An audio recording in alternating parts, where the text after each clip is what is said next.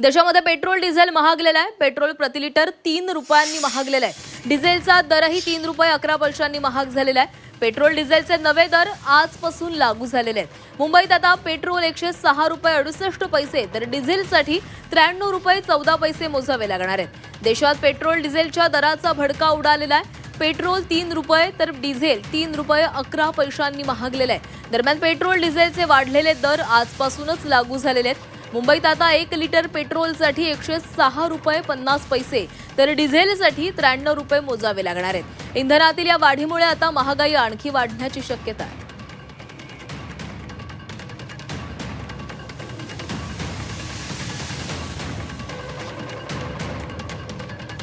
तर कोणकोणत्या ठिकाणी किती पेट्रोल डिझेलचे दर आहेत पाहूयात। मुंबईमध्ये 106 रुपये 68 पैसे, दिल्लीमध्ये 97 रुपये 77 पैसे, कोलकातामध्ये 108 रुपये 74 पैसे तर चेन्नईमध्ये 103 रुपये 67 पैसे पेट्रोल आहे। डिझेलचे भाव किती आहेत पाहूयात। मुंबईमध्ये 93 रुपये 14 पैसे, दिल्लीमध्ये 90 रुपये 67 पैसे, कोलकातामध्ये 95 रुपये 13 पैसे तर चेन्नईमध्ये 95 रुपये 25 पैसे।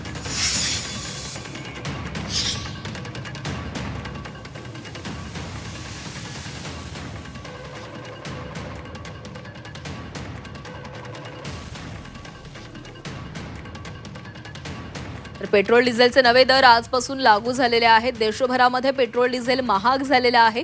पेट्रोल प्रति लिटर 3 रुपयांनी महागलेले आहे तर डिझेल 3 रुपये 11 पैशांनी महागलेले आहे।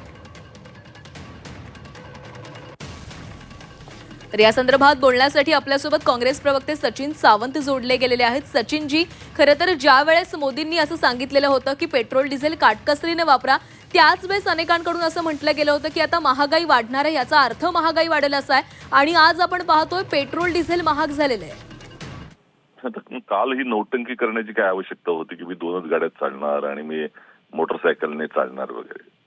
पहिली गोष्ट तुम्ही जनतेला आवाहन केलं होतं ना, मग जनतेसाठी थांबायचं होतं, काट कसं होईल। मग त्याच्यानंतर वाढवण्याची आवश्यकता काय? सोनं कमी खरेदी करा म्हटलं, मग सोन्याची इम्पोर्ट ड्युटी का वाढवली? याच्यातच दांभिकता आहे।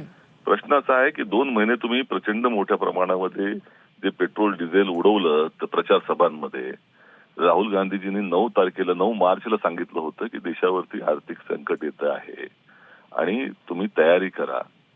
मग 2 महिने तुम्ही प्रचार सभांमध्ये गुंग राहिलात, लोकांना सांगितलं की नाही काही प्रॉब्लेम नाहीये, आम्ही सांभाळायला समर्थ आहोत।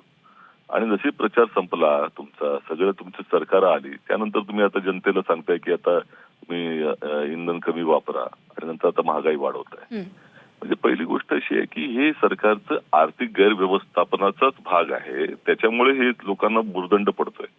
कालच ते पेट्रोलियम मिनिस्टर सांगतात की आमच्याकडे पुरेसा साठा आहे इंधनाचा, मग इंधन दर वाढवायची गरज काय आहे? तुमच्याकडे साठा आहे ना। आणि दुसरी गोष्ट, या देशामध्ये जे जागतिक जे युद्ध चाललेलं आहे, जे इराण आणि अमेरिकेचं, त्याच्यापेक्षा जास्त खरा वाटा जो आहे या देशाची आर्थिक गैरव्यवस्थापनाचा आहे आणि त्यामुळेच 95 पेक्षाही पार गेलेला आहे रुपया। तुमच्याकडनं इन्व्हेस्टमेंट निघून चाललेली आहे आणि एकंदरच या देशामध्ये जी लोकांची खरेदी करण्याची क्षमता कमी झाली आहे, त्यात अजून ती कमी होणार आहे। त्यामुळे हा इकॉनॉमिक लॉकडाऊन आहे, त्याचा मोठा परिणाम या देशावरती होणार आहे। महागाई प्रचंड वाढणार आहे, लोकांचं जनसामान्यांचं जीवन उद्ध्वस्त करण्याचं काम हे सरकार करत आहे। धन्यवाद सचिनजी दिलेल्या सविस्तर प्रतिक्रियेसाठी।